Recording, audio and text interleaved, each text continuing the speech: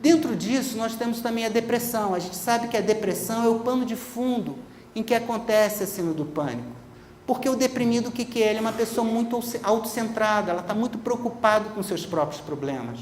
Ao invés de estar ligado aos problemas da comunidade, do mundo, ele acha que seus problemas são muito maiores, ele foca os seus problemas e, focalizando em si mesmo, às vezes ele se isola da vida ou da verdadeira realidade.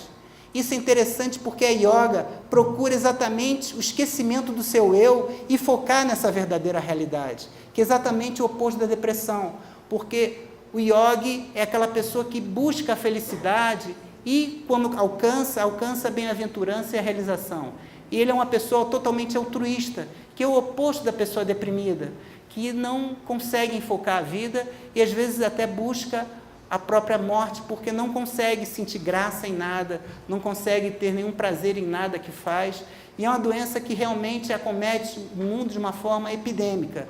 A gente sabe que, infelizmente, talvez até 2020 seja a doença que mais cause absenteísmo do trabalho, ou até leve à aposentadoria precoce, e que vai ultrapassar em importância as doenças cardíacas, as doenças neurológicas, as doenças originadas do trabalho e até as próprias neoplasias. E está por detrás de todas elas.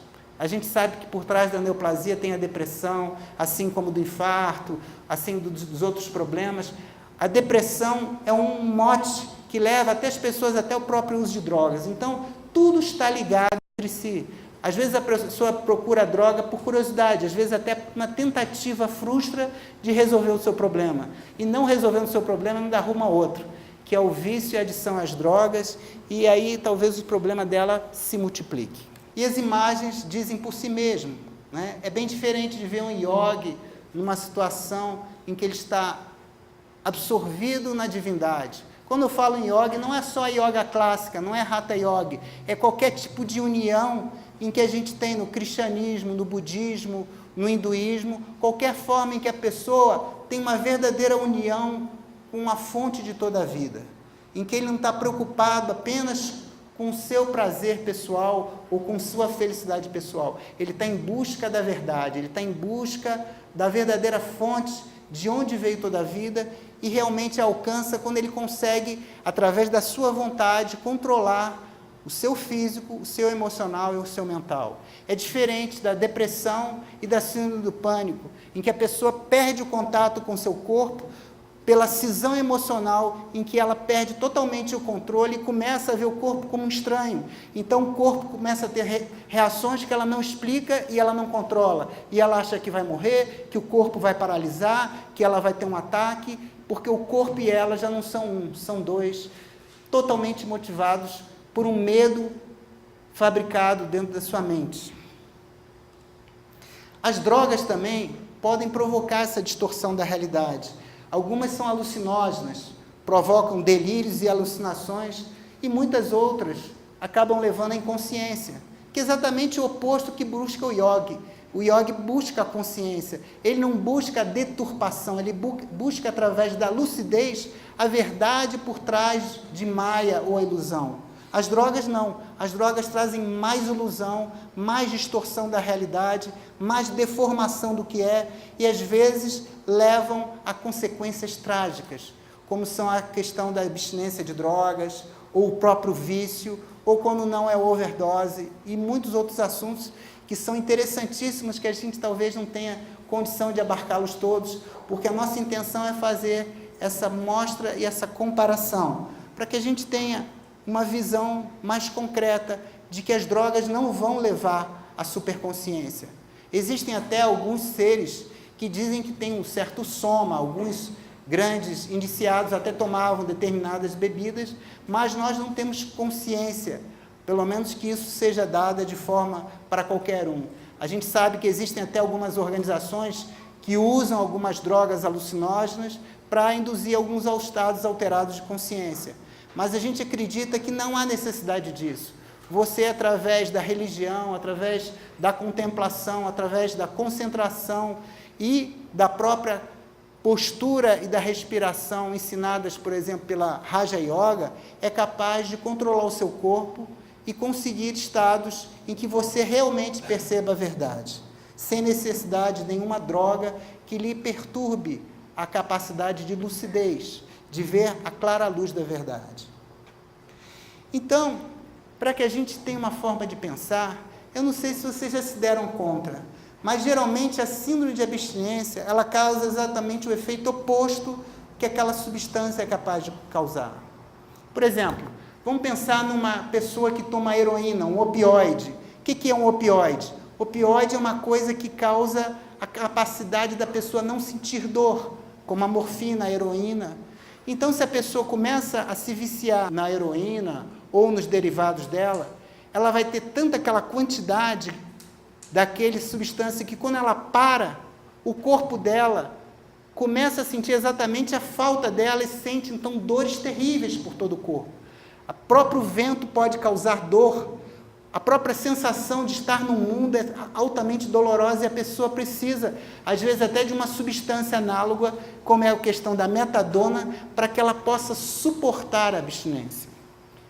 Não é? Por exemplo, a pessoa que fuma, ela tem uma certa sensação de relaxamento. Ninguém fuma para ter câncer, enfisema ou qualquer outra coisa. A pessoa que fuma porque relaxa. Agora, para de fumar. A pessoa fica ansiosa, fica nervosa, ela fica achando que falta alguma coisa. Então, você sempre vai ter o oposto. A cafeína também. Só que algumas vezes você tem, além do oposto, alguns sintomas a mais, né? Dor de cabeça, irritabilidade. Às vezes você começa a ter até a própria alucinação, como é o caso da abstinência do álcool. A pessoa pode ver até monstros saindo do ralo ou querendo entrar pelos seus próprios poros. E é altamente negativo, né? Porque a pessoa pode ter até o chamado delirium tremens, em que tem uma febre em que ela começa a ter alucinações vívidas de monstros horríveis que vão até destruí-lo. Quem já viu é realmente tristemente inesquecível. E o espetáculo da pessoa que fica drogada, né? Pode se viciar e começa a tocar e receber qualquer tipo de droga, ela não sabe nem que tipo é, e compartilhando agulhas, ela pega a hepatite B, ela pega a AIDS, ela está muito suscetível a uma série de outros problemas. A gente percebe claramente que isso é o oposto da via espiritual, da vida que leva à lucidez, à aproximação com Deus ou com todos os outros seres, porque na verdade a pessoa que se droga, ela se isola da vida, se isola da realidade, se isola da sua família e desencadeia um problema tão grande que ela desagrega todo o meio familiar e às vezes a própria sociedade cria um problema para ela mesma e para os seres que a mais amam, que é a questão da codependência, que seria também uma coisa muito interessante falar, que é a forma como o viciado em droga faz sofrer a sua família, principalmente esposa e filhos. Então, todo vício de droga leva o quê? A contaminação. A yoga busca a purificação, não é? Através de todos os seus veículos, não só o veículo físico, mas também o emocional e o mental. E essas pessoas também não só buscam os piores ambientes, tanto físico, emocionais e mentais, para procurar a própria droga e ficam, às vezes, refém de traficantes. Conheço moças que, às vezes, tiveram que vender o seu corpo por semanas para manter o seu vício de crack ou de cocaína. Então, as pessoas acabam descendo a ladeira muito facilmente. No início, que era uma brincadeira, depois se torna um tormento. As pessoas vendem tudo, enganam e, às vezes, roubam das suas próprias pessoas para manter o seu vício. E, às vezes, são capazes até de matar para continuar conseguindo aquilo que precisam tanto, às vezes nem para conseguir aquela sensação, mas para não sentir aquela sensação ruim, que é a abstinência da droga que falamos antes. Vamos falar então o que é o contrário de tudo isso, que é yoga, que é união, que é exatamente o oposto dessa desagregação, porque yoga é excelência na ação. Então, yoga significa o quê? O completo esvaziamento da mente para torná-la clara e tranquila, como um lago sem ondas, porque só assim ele é capaz de refletir a imagem do céu. Por quê? Porque o yoga ele tem que fazer a tranquilidade do corpo, do emocional e do mental de uma forma em que ele conscientemente, estando altamente acordado, ele não está dormindo, ele não está inconsciente, ele é capaz de acalmar o corpo físico, as suas emoções e a mente, para conseguir perceber o que há além, que é exatamente o reino da intuição, o reino do espírito, o reino da clara luz, ou o reino da unidade. Então, quando o lago está tranquilo, ele é capaz de refletir o sol, o céu, a lua e as estrelas. Então, ele é um estado de perfeita harmonia, é um estado de integração, é um estado, como disse Jung, de individuação.